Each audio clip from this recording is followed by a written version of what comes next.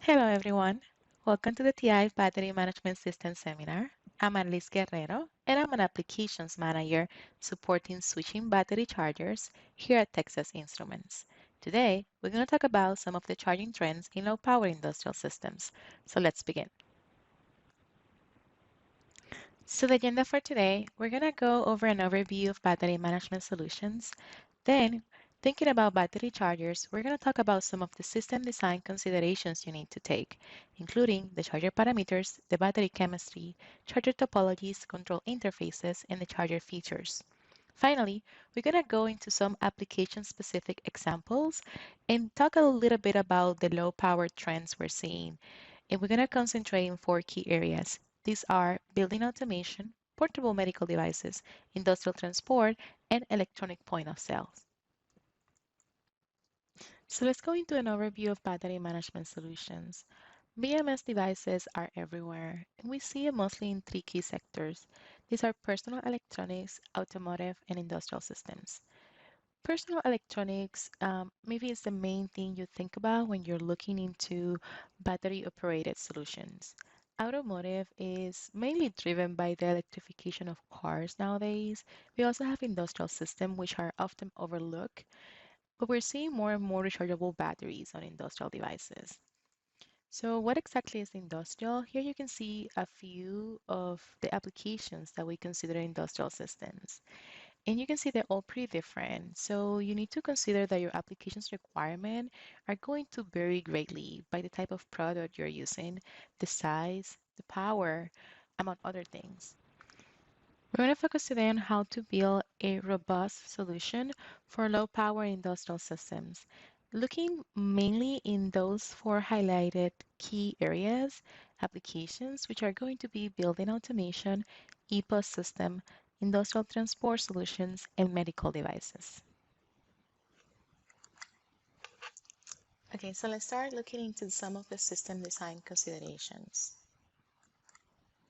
The first thing, let's talk about what battery chargers are.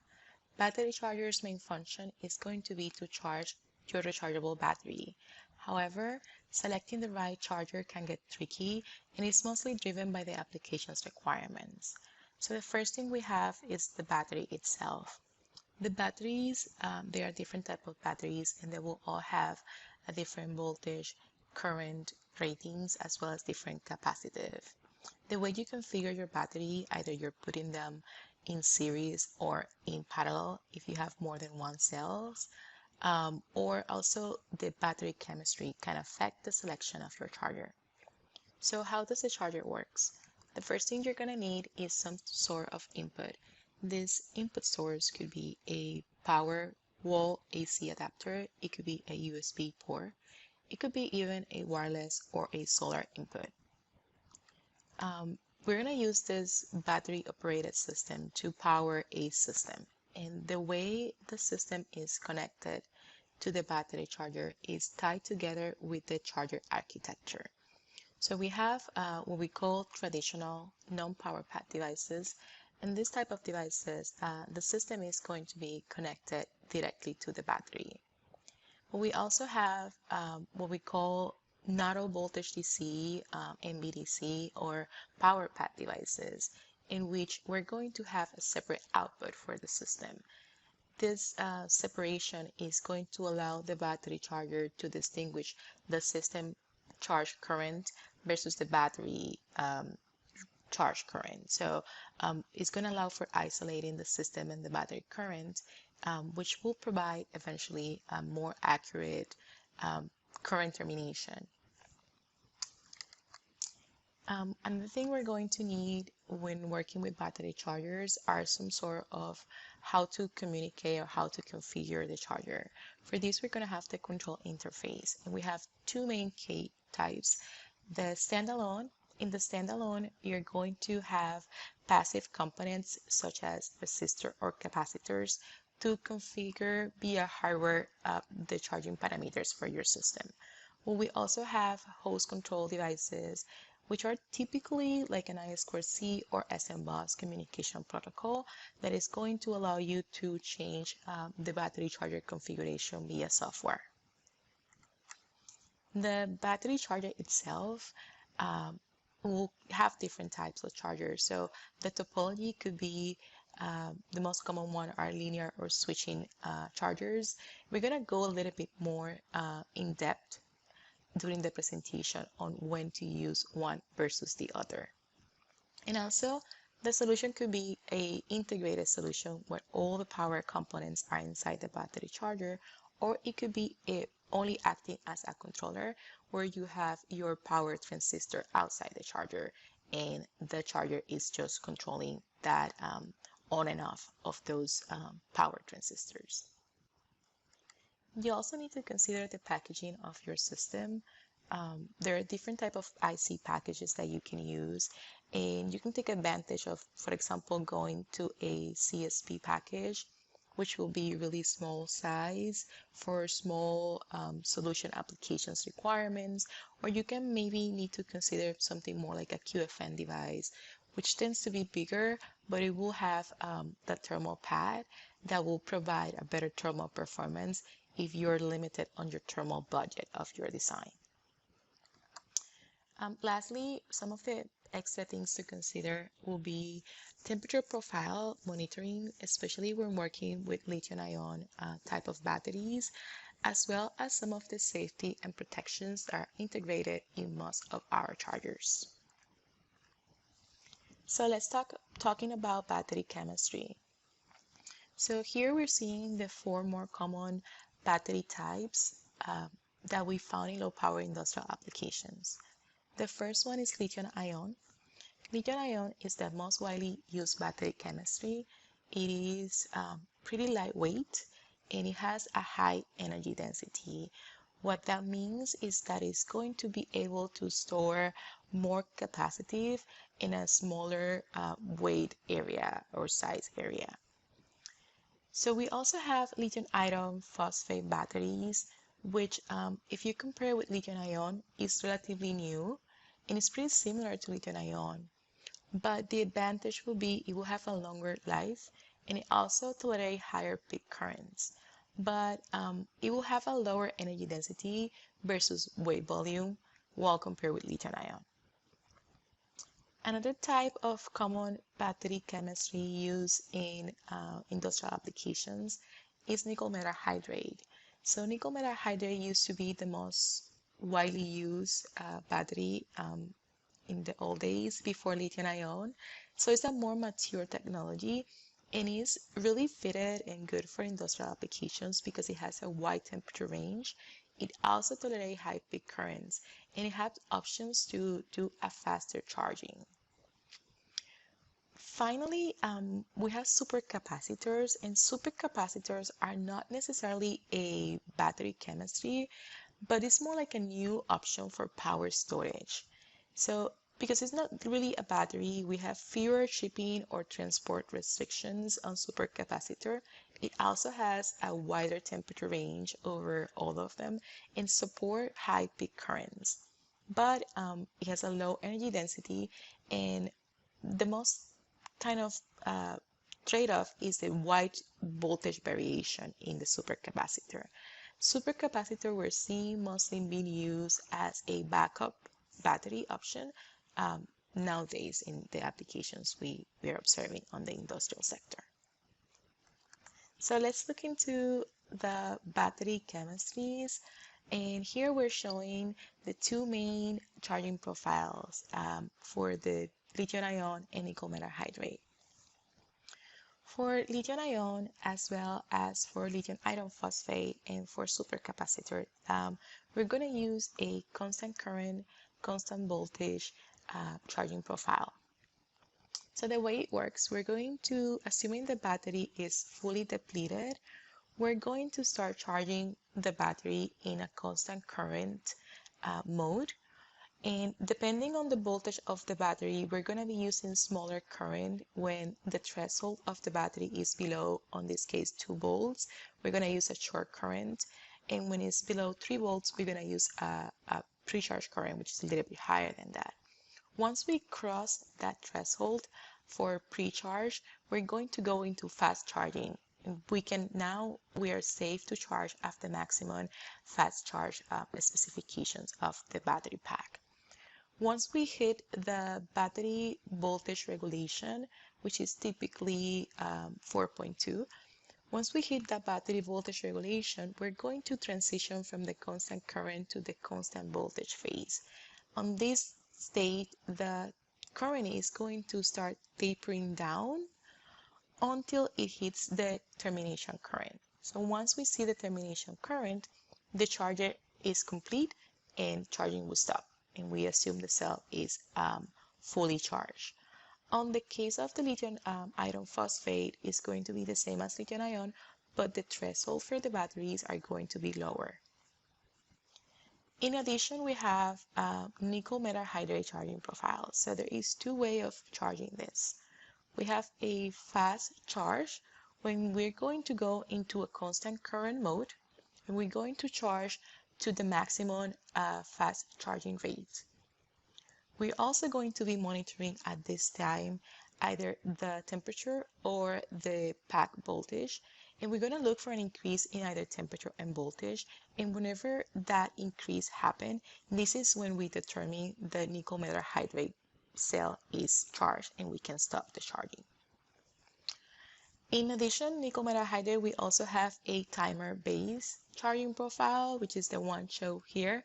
So in this case, we're going to charge to a fraction of the fast charge current, typically something like 25% or 20 to 25% of the current. And we're going to start a timer, and we're going to let the timer run its course. And after the timer expires, we're going to assume the charge is done. So we don't need to monitor the temperature or the battery voltage for this type of profile. So in addition to the profile, we also showing on this slide some of the trade-off between lithium ion and nickel metal hydride. So if we look at lithium ion, as I mentioned, is the most widely used battery because it has really good high energy density. So we're going to have a typical nominal voltage of 3.6 volts versus 1.2 volts on nickel metal hydride. So for example, if you can use one single lithium ion, or you will need 3 in series cell of nickel metal hydride to match the 3.6 of the lithium ion. In addition, lithium ion has a long lifetime, and it can charge up to typically 500 charge cycles. The disadvantage of limitation of lithium ion is pretty sensitive to thermal runaway, and it needs external protection circuit to make sure we're charging within the safe temperature range of the lithium ion batteries. And it does has a lot of number of shipping restrictions, so you cannot just ship lithium ion without taking in some things into consideration. The nickel metal hydride will be safe to overcharge or over discharge. This is, for example, on the timer case, we do not care if it goes a little bit higher. It's not going to damage the battery pack, so it's pretty safe. It's also the lowest cost solution, so if you're looking for cost-saving applications, nickel metal hydride could be a good option. The disadvantage is, the low energy density versus lithium ion, as well as it will have a quick self-discharge. So this is going to limit storage times when the battery is on shelf before the user can use it during shipping mode.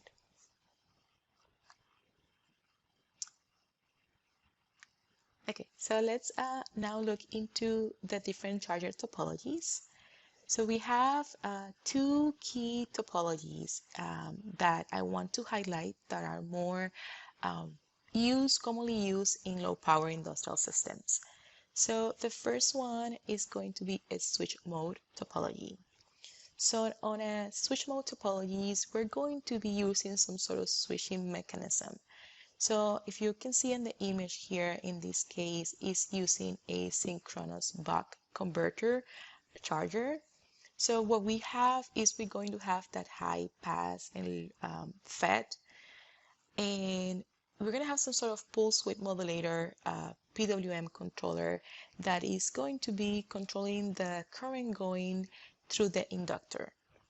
This is going to allow to provide a better efficiency, and it's typically this type of topology is better suited for higher currents. So we're saying something more than 1 amp is when we normally see switch mode devices.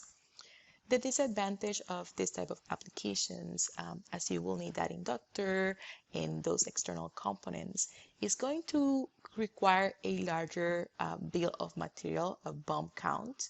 So it's going to be more costly than linear, for example. Another thing is because we have this switching mechanism and the inductor, we're going to be creating some sort of electromagnetic interference. So if your applications is really sensitive to EMI, you might want to consider either a linear topology or some of the other topologies we have on our portfolio. So the next one is the linear topology. Linear is typically most widely used for low power applications, in particular for current that are typically less than 1 amp. So on the linear topology, as you can see on the example, you will also have that pass transistor, but there is no more any switching behavior. So you're going to always see the drop from the adapter voltage up to your battery voltage, and that current is going to be continuous all the time. This means the efficiency is going to decrease when you have a higher power applications. So the advantages will be that it's pretty simple. You will not need as many external components. So it's also going to be smaller, or it could be smaller, and it will provide a lower bump count. So it tends to be a better fit for small size and low cost applications, while switching is a better fit for high power, high current, when you need better efficiency and better thermal kind of application solutions. Now, let's talk about the control interface. So the control interface, there is two main types that we observe. The first one is a standalone charger. On this case, we're going to configure the charger using hardware configuration. So we're going to be using simple high side, low side resistor to create a high-low logic to enable the device, and these parameters are going to be fixed. This is going to allow for a faster development time, as no firmware is going to be needed. The trade-off will be that you will have limited diagnostic. Normally, you will have some sort of open rate outputs that is going to provide you some status and charging status for the user, but you will not have as much flexibility as with a host control charger. So on the host control charger, we're going to be doing the configuration via software. So this is going to allow you to change your configuration on the fly, typically using an I2C bus or an SM bus. This is give you more flexibility for the different type of batteries or different type of applications with the same charger. Because you have the registers and the I2C, you're going to have a richer status and fault reporting, and you can also generate interrupts for your microcontroller host to take any actions that you need to take on your system. The trade-off will be that it will require this extra investment at the system level, and it's going to require some sort of firmware development. As time is limited, I wanted to highlight some of the key charger features you're looking for your design. The first one is going to be high accuracy. So having a high accuracy charging is going to prevent any type of overcharging, which is going to maximize the battery life of your battery pack. Also, looking for a low termination current is going to maximize the battery capacity, as batteries tends to degrade with every charging cycle. This is going to allow you to make sure you're always charging to the maximum capacitive extending the battery life of your system. Next, we need to look into power saving modes. Looking for any sort of low IQ and low leakage modes is going to extend the battery runtime when in operation, and also is going to allow you to go into those low power modes to use sleep mode or shutdown modes that is going to optimize the shelf duration of your system or the time that the battery is not being actively used by the system. Also looking for a high efficiency charger is going to allow you to provide a shorter charging cycle and being able to charge faster your system. Another thing to consider when looking into battery chargers will be the integration, and integration can come in different ways.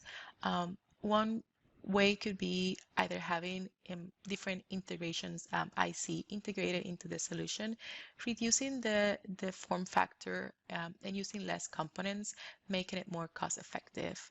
Or you can also look into some of the smart integration we have, which includes some diagnostics, which is going to reduce some of the firmware development costs. And last but not least, you also need to consider some of the safety features. So most of our chargers are going to have integrated protection, which include over and under voltage, system short, power pad management, etc.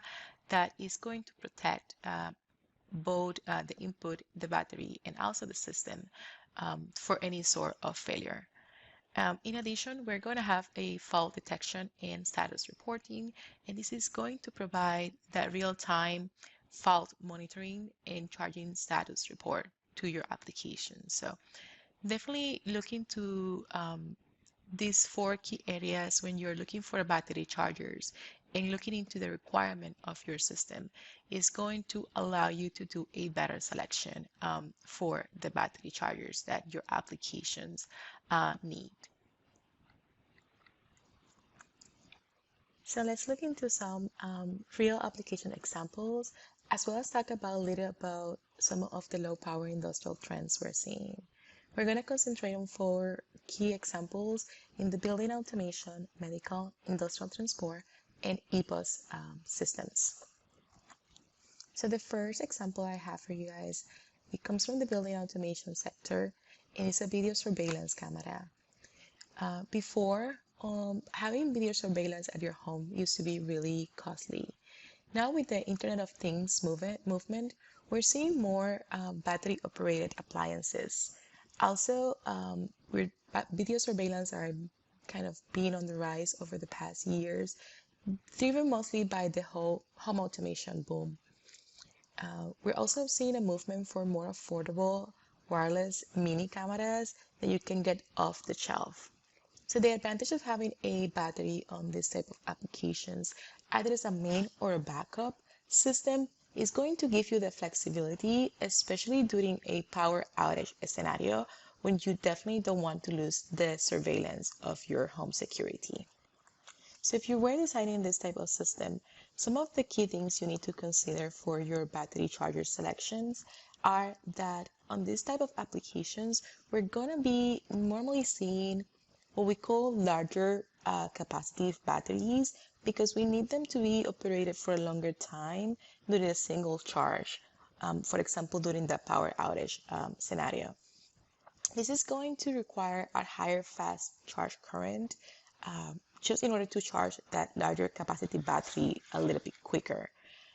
Because we're also seeing this movement of smaller off-the-shelf mini cameras, we're also trying to look for something that's small but can provide that high fast current. So my recommendation for you for this type of applications will be to look into the BQ25180. So the BQ25180 is an I2C control, 1 amp, linear battery charger. It has a power pad, and it has a ship mode, and it comes in a CSV package. So it's really small, and it can provide up to 1 amp of charge current, and it comes in a really small 7 mm square solution size. In addition, it has ultra low IQ mode, so it has only 50 nanoamp shutdown, 3.2 microamp chip mode, and only a 4 microamp battery only mode operation current. So this is going to maximize that battery runtime operation. We're looking, for example, a main battery operating only on battery or a backup battery on the power outage scenario. Also, this is a device that supports power pad, meaning we have a separate output for the system. This is going to allow you to charge the battery as well as powering the system, eliminating any downtime in the case that, for example, the battery is fully depleted. Also, because it's power pad, it's going to allow for a better accurate termination. So one of the features I want to highlight about the BQ25180 device, as I mentioned, is an I2C control device.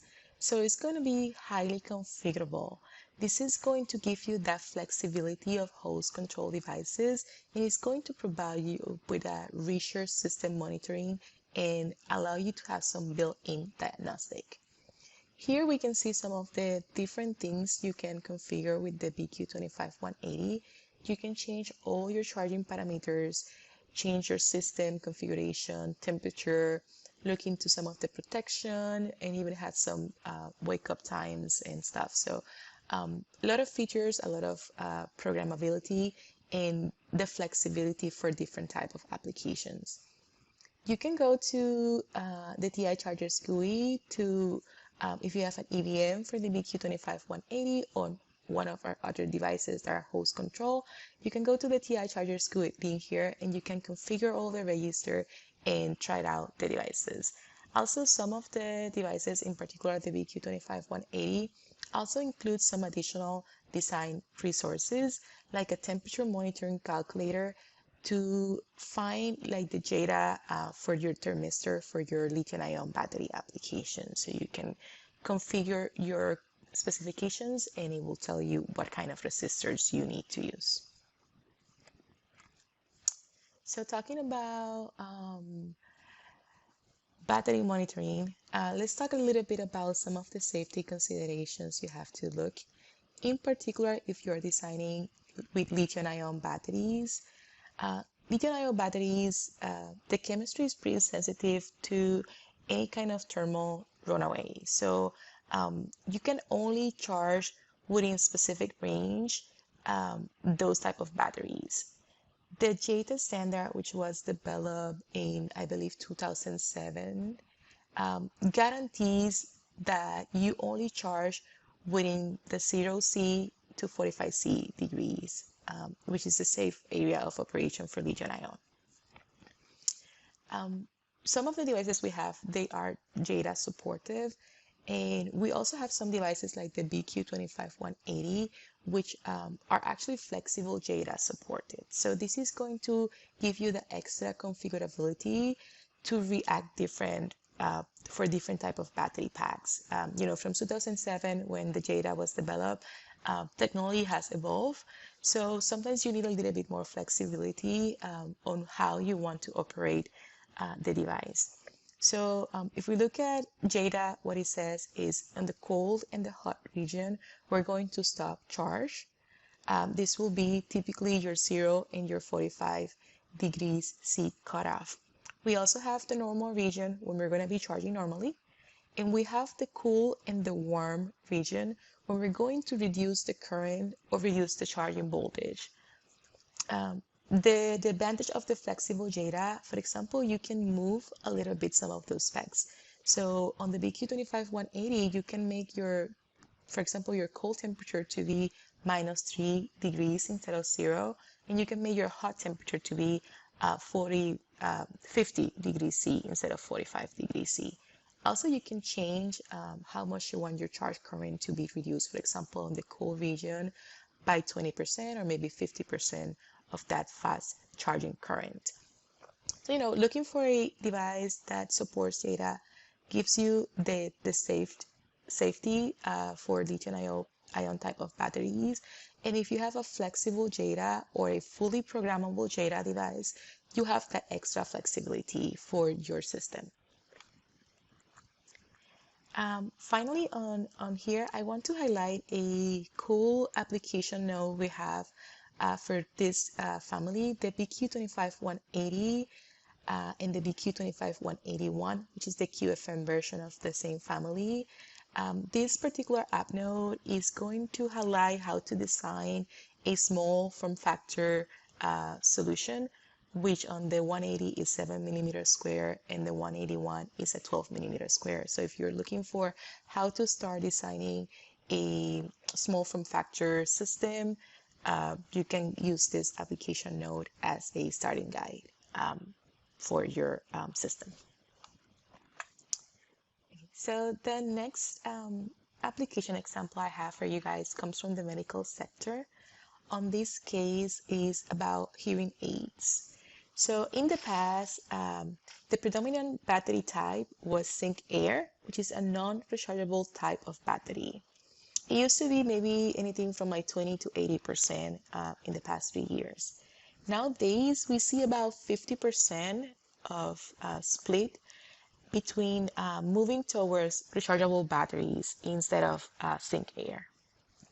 So the advantage of doing this and why we're seeing this, the traditional hearing aids, the battery were really difficult to replace and they often needed to be replaced by a doctor. So having these rechargeable batteries make it easier and more flexible to the user. So if you are designing some sort of similar application, kind of the key things you're looking for on your battery charger, you need to consider the size constraint. So it's going to be a really small area that you need to design your PCB and your integrated circuits in. And also it's going to have a small battery. So you also going to have to find ways to optimize that battery power between operation. So my recommendation for this type of applications will be to look into the BQ25155. So the BQ25155 is an I2C control, 500 milliamps, highly integrated power path battery management unit, and it has an integrated low switch or LDO and an ADC. So the advantage of this device for this type of applications, even with all the integration, it comes in only a 12 millimeter square solution size. So it's ideal for those kind of integrated applications that needs the additional power rails. It has really low IQ and you can adjust your charge current down to 1.25 milliamp, which is pretty optimal for those small size batteries that the hearing aids are using and to optimize that runtime and charge it to the maximum capacitive. The device, the BQ25155, also support a lot of integrated protections and temperature monitoring. So this is going to allow you for a more safe and reliable control of your system, which is particularly important on medical devices, so medical applications. Because it has an integrated ADC, you can use this for battery monitoring, and this can be used to provide a state of charge for the user. So what I want to highlight about the BQ25155, it is what we call a battery management unit, which is an integrated solution that includes the battery charger alongside some integrated rails and so maybe some data converters like an ADC for monitoring. So having this integration is going to reduce the need of additional ICs on your system, and this is going to provide space savings as well as cost savings for your solution.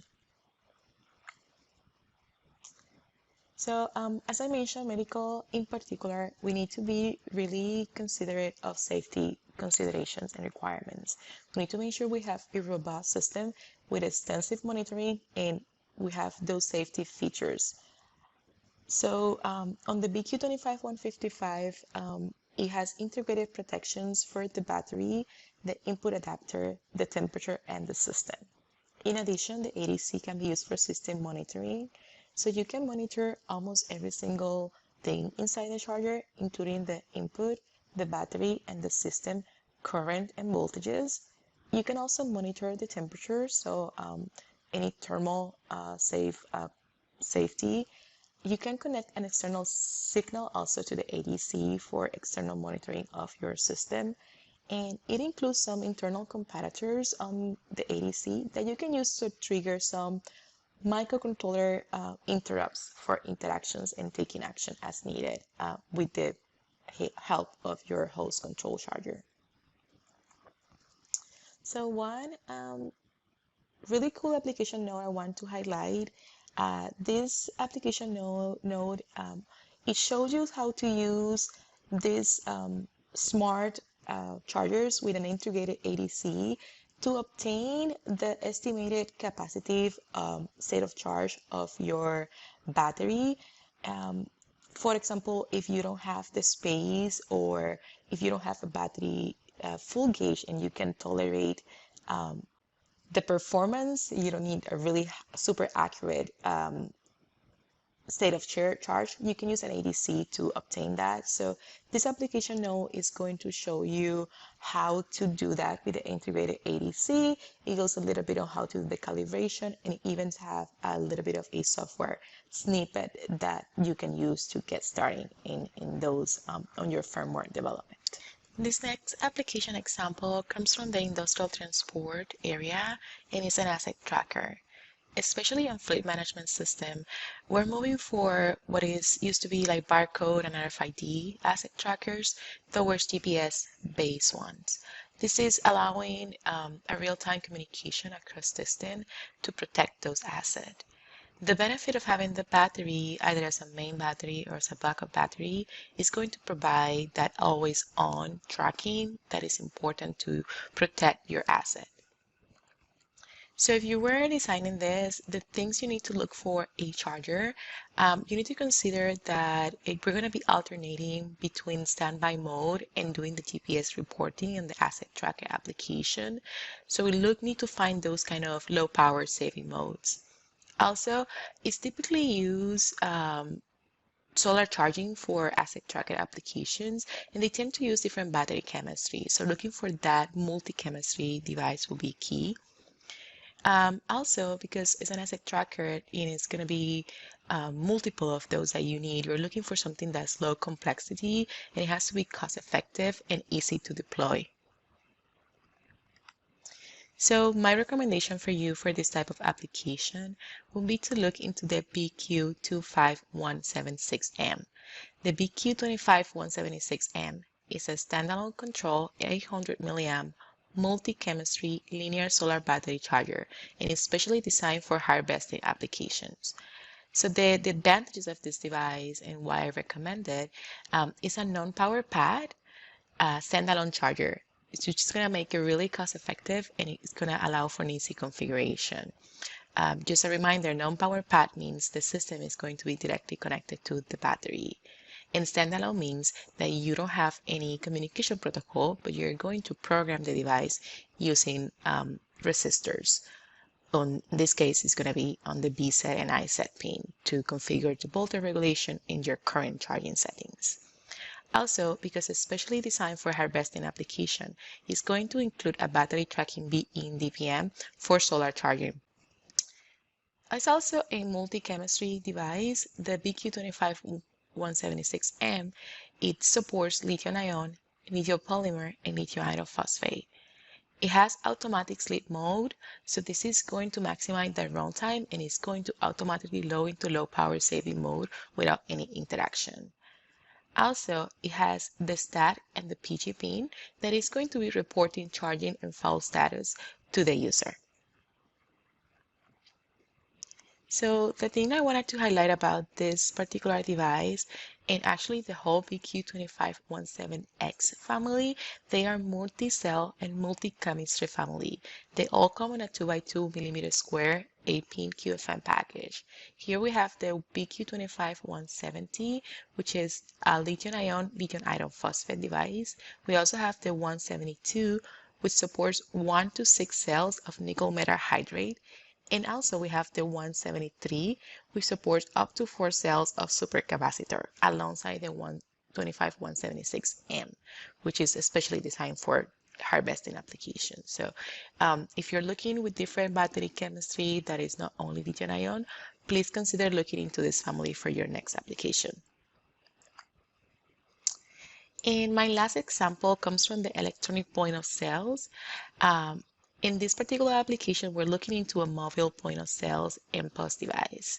So what we're seeing right now, we're shifting from the traditional kind of big EPOS system to more portable solutions with rechargeable batteries. This is going to be really cost effective and secure for small businesses because we're moving, especially after the pandemic, to cashless options. And big retailers, they also have this self-checkout, which is increasing the demand also for mobile portable point of sales. So the benefit of having a battery in this mobile POS is going to provide higher flexible, low cost, and low maintenance solution for business. So if you're designing this type of application or something similar, you need to consider a few things. The large number of transactions that the POS does during the workday, it's going to deplete your batteries. You're looking for something that's low leakage and it has some power saving modes integrated on the charger.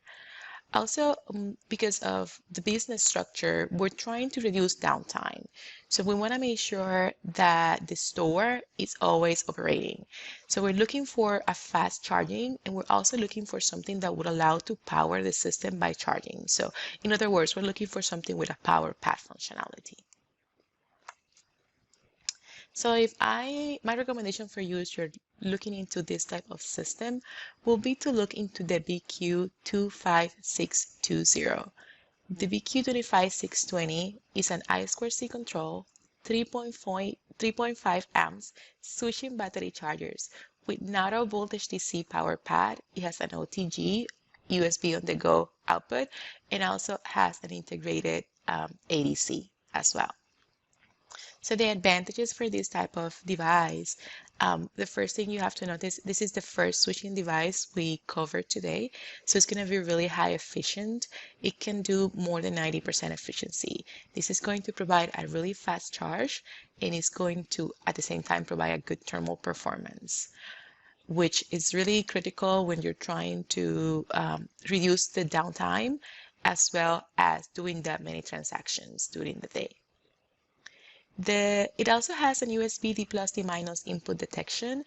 This is going to optimize the charge current by doing some handshaking with USB supported devices to charge at the maximum capability of the USB port. It has low IQ. It has 100 nanoamp shutdown, 150 nanoamp chip mode, and only a 1.5 microamp battery only mode, which is extremely good for any type of switching devices. This is going to maximize your battery runtime. Also, as I mentioned before, this is going to have to be a power pad device, which is going to allow you to charge the system and charge the battery at the same time, eliminating any time of downtime during the workday. So the highlighted feature here, as I mentioned, is a switching charger.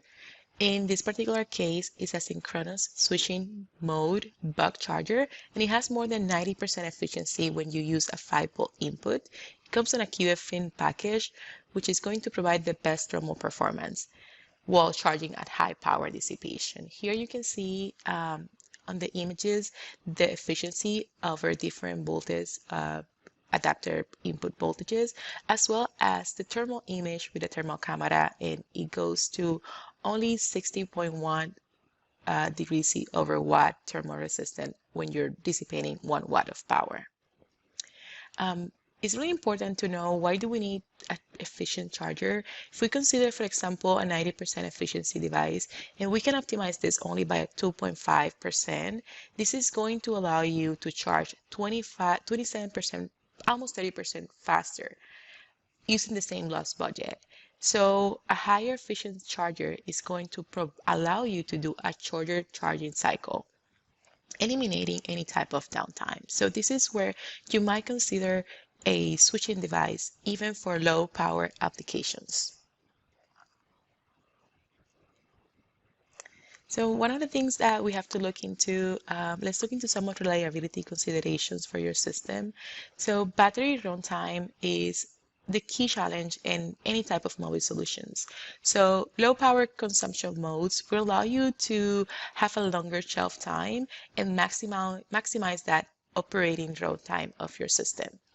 So in the case of the BQ25620, as I mentioned, we have really low power mode going from 1.5 microamp at battery only mode down to only 0.1 microamp when you're using shutdown mode.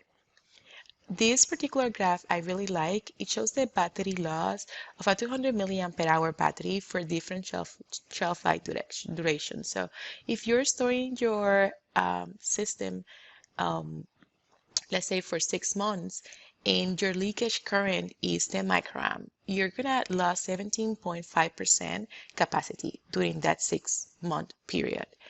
But if you go to 50 microamp, you're going to lose almost all the battery capacity, losing 87.6%. This is why it's so important to find low power modes and low IQ, low leakage on your battery charger. So in summary, industrial systems are all around us, and power trends are moving towards more battery-operated applications. You need to consider all systems are different. Therefore, TI has a great low power portfolio of battery chargers to fit the diversity of your battery management systems. Understanding the charger's feature is also going to allow you to optimize your battery management solution and build a more robust system. TI has multiple collateral lines that you can access and find the best implementation for your application's need. I wanted to highlight a few key ones. The first one is the battery management IC. Here you can find all the different battery management BMS solutions we have, including battery chargers, battery gauges, battery monitors, among others. So take a look. In addition, you can go specific if you're looking for battery chargers. You can go to the battery charger selection guide on this link. Here you can configure the settings for your system, and it's going to provide the best recommendation that we have on our portfolio. In addition, we have a great team of applications engineers, so feel free to always go to the TI E2E forum support and post any question, and we would be more than happy to help you out to design or help you with your system. And with this, we conclude our presentation for today. Thank you so much for joining.